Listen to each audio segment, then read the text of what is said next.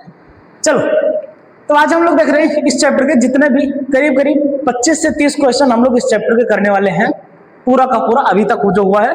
तो सबसे पहले अपन लोग 2025 से उठाएंगे क्वेश्चंस को, ठीक है।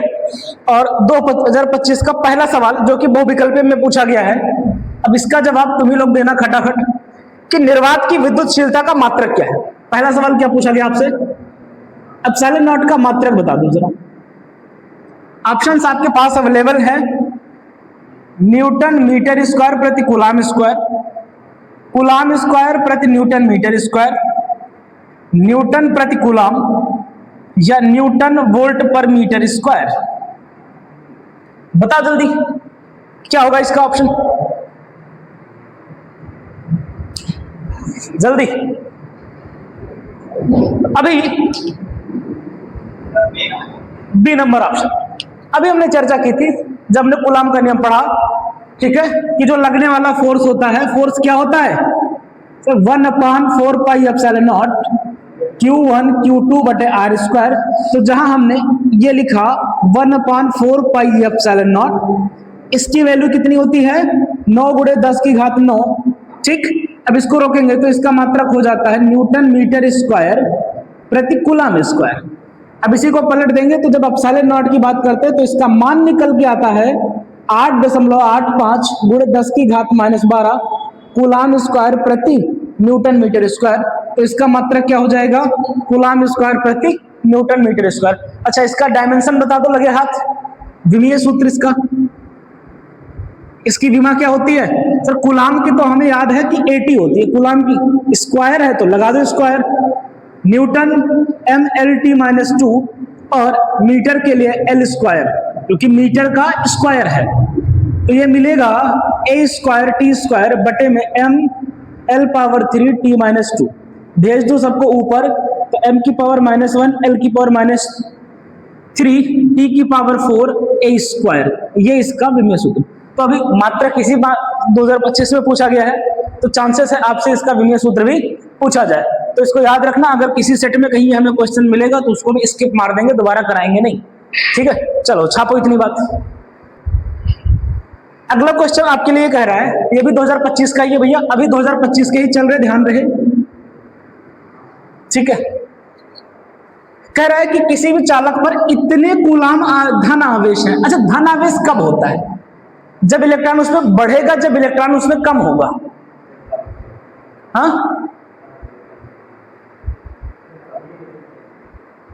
जब इलेक्ट्रॉन की कमी होगी। सीधी सी बात है कि अगर कोई भी पदार्थ इलेक्ट्रॉन का त्याग करेगा तो यहां पे पूछ रहा है कि कितने इलेक्ट्रॉन की कमी या अधिकता है।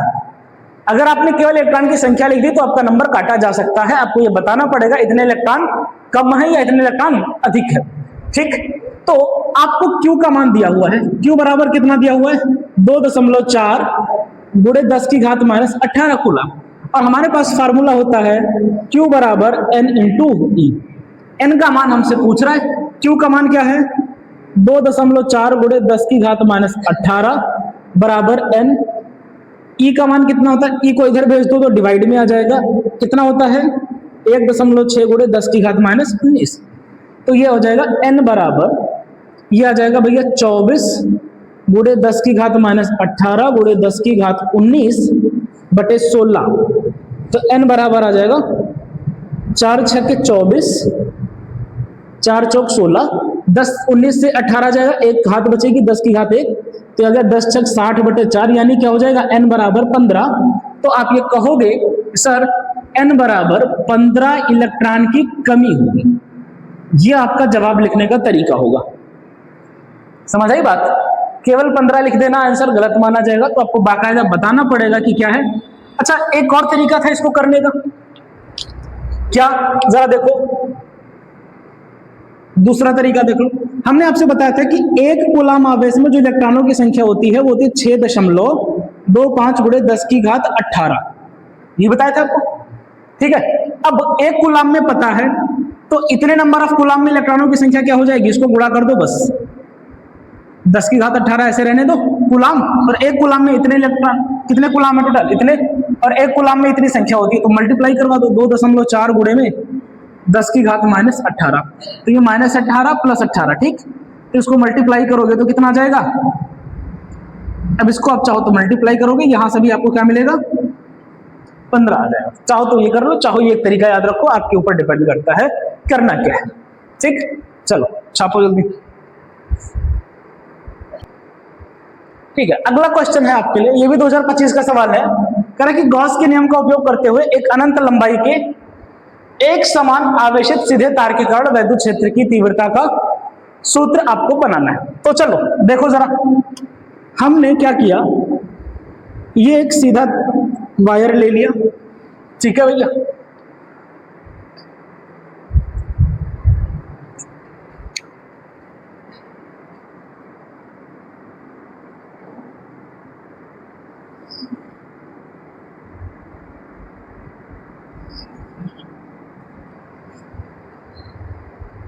इससे तो नहीं बनने वाला यार।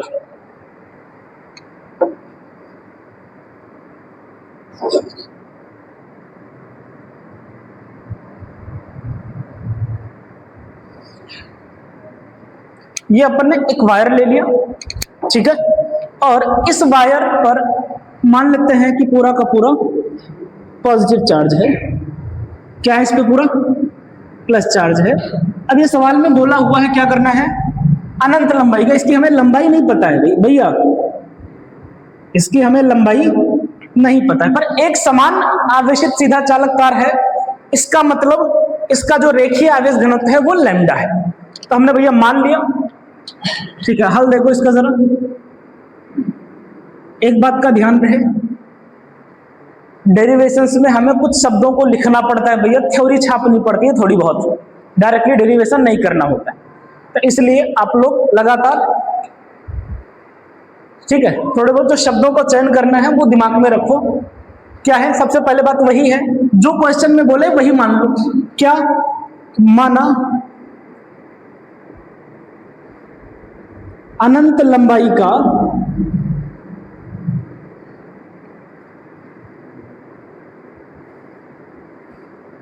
एक चालक तार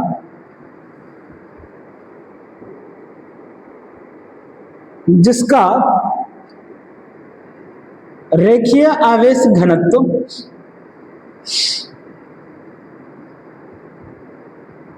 लैम्डा है, ठीक बात है। अब अतः लैम्डा बराबर क्या हो जाएगा, क्यू बाई कुल कितना चार्ज है डिवाइड में उसके लिए लेंथ, ठीक, इतनी बात आ गई। दूसरी बात क्या करना है कि इस चालक तार के या चालक तार से r दूरी पर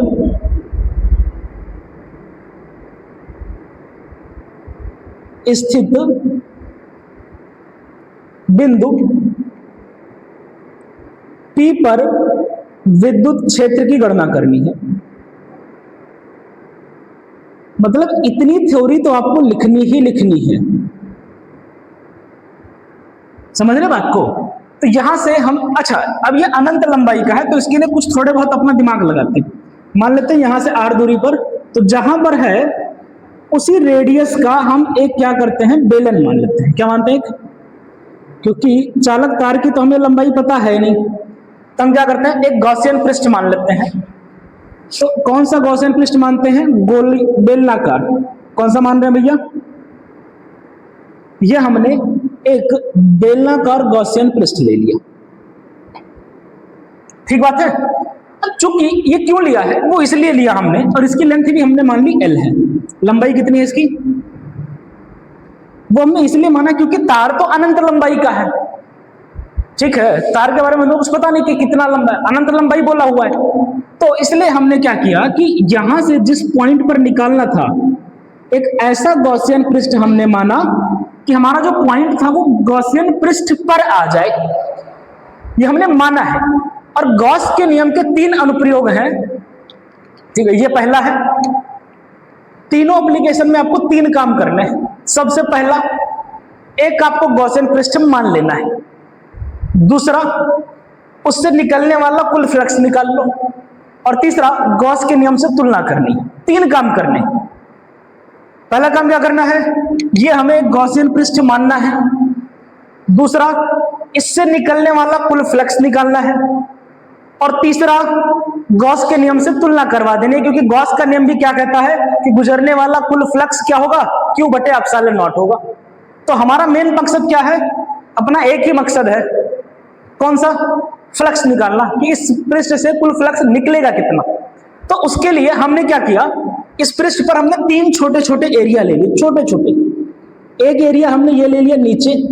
अब जरा ध्यान देना, बेलन अपना ऐसे है तो इसका 3 एरिया होगा, एक ये वाला सरफेस, एक नीचे वाला, और एक वक्र पृष्ठ। समझ आया, 3 एरिया है, तो हमने तीनों मान लिया। ये वाला एरिया, इसका एरिया वेक्टर नीचे चला गया ds1, एक यहां पर ऊपर ले लिया, अब ऊपर वाले का सरफेस का एरिया वेक्टर ऊपर की तरफ ds2, और एक हमने यहां मान लिया एरिया वेक्टर छोटा सा, जिसका एरिया वेक्टर इधर की तरफ है ds3। अब ये वायर है, इसमें पूरे में ऐसे तार है, तो इस तार से इधर चुंबकीय क्षेत्र होगा और इधर चुंबकीय क्षेत्र होगा। तो यहां पर आप देखोगे मैग्नेटिक फील्ड किधर, सॉरी चुंबकीय क्षेत्र किधर है, इस दिशा में, चुंबकीय क्षेत्र किधर है, इस दिशा में, चुंबकीय क्षेत्र किधर है, इस दिशा में। तो इन दोनों केस में एंगल कितना बन रहा है, 90 डिग्री। और हमने देखा फ्लक्स में जब कोण 90 डिग्री बनता है तो फ्लक्स क्या होता है, 0। तो यानी फ्लक्स खाली कहां से गुजरेगा, इस वक्र पृष्ठ से। कहां से केवल जा रहा है, केवल और केवल वक्र पृष्ठ से जाएगा। तो चलो कुछ बातें और लिखते हैं। इसके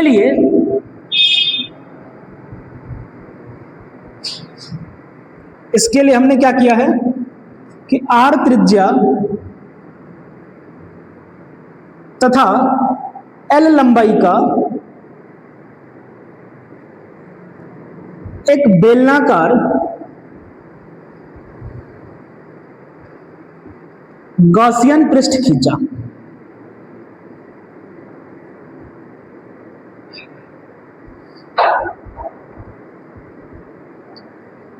इससे गुजरने वाला कुल फ्लक्स, पहला काम हो गया भैया, गॉसियन पृष्ठ बना लिया।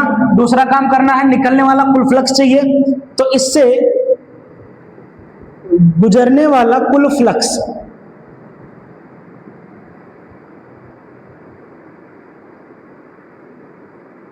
ठीक है। तो कहां से, 3 अलग अलग एरिया है, तो तीनों से मान लेते हैं कुछ भी फ्लक्स जा रहा होगा। तो कुल फ्लक्स फाई का मान क्या आ जाएगा, कुल फ्लक्स फाई बराबर φ1 प्लस φ2 प्लस φ3। इधर से गुजरने वाला फ्लक्स φ1, इधर से φ2, इधर से φ3, जो वक्र पृष्ठ से जाएगा। अब हमें, आपको पता है यार कि इधर और इधर वाला तो 0 हो जाना है, एंगल 90 डिग्री है, पर अपने को लिखना पड़ेगा फिर भी, ठीक है। तो कुल फ्लक्स फाई बराबर φ1 क्या लिखोगे, जो भी इलेक्ट्रिक फील्ड है डॉट ds1 प्लस यहां पर भी electric field dot ds2 plus electric field dot ds3। समझ आई बात, क्लियर है, यही फार्मूला था फ्लक्स निकालने का, E cos थीटा वाला। अब यहां पर आप क्या लिखोगे, E ds cos 90, यहां पे दोनों के बीच में एंगल कितना है, 90 degree, plus E ds cos 90, नीचे वाले में भी कितना है, 90 डिग्री, प्लस क्या हो जाएगा, E ds cos 0, क्योंकि यहां पर दोनों क्या है, सेम डायरेक्शन में, तो यहां पर थीटा की वैल्यू 0 डिग्री हो जाएगी। तो बाकी दो तो हो गए 0, क्योंकि एंगल कितना है, 90 है। तो कुल फ्लक्स फाई का मान आ जाएगा, ई बाहर कर लो, ये तो आ गया 0 प्लस 0 प्लस ई बाहर किया, पूरा का पूरा वक्र पृष्ठ का क्षेत्रफल। तो फ्लक्स का मान आ गया फाई बराबर ई इंटू वक्र पृष्ठ का क्षेत्रफल। इसका क्षेत्रफल, बेलन के वक्र पृष्ठ का क्षेत्रफल। और ये होता क्या है, या कितना होता है, यूं कहें तो कितना होगा, तो फ्लक्स फाई का मान आएगा E इंटू 2πrl। दूसरा काम हो गया अपना समीकरण नंबर 1, सॉरी इसको बोल दो समीकरण नंबर 1, इसको बोलो समीकरण नंबर 2। हमारा एक काम हो गया, 2 काम हमने कर लिया। पहले क्या माना, बेलनाकार गॉसियन पृष्ठ, उसके बाद गुजरने वाला कुल फ्लक्स। तीसरा काम क्या करोगे, गॉस के नियम से तुलना करवा दो। तो लिखो गॉस के नियम से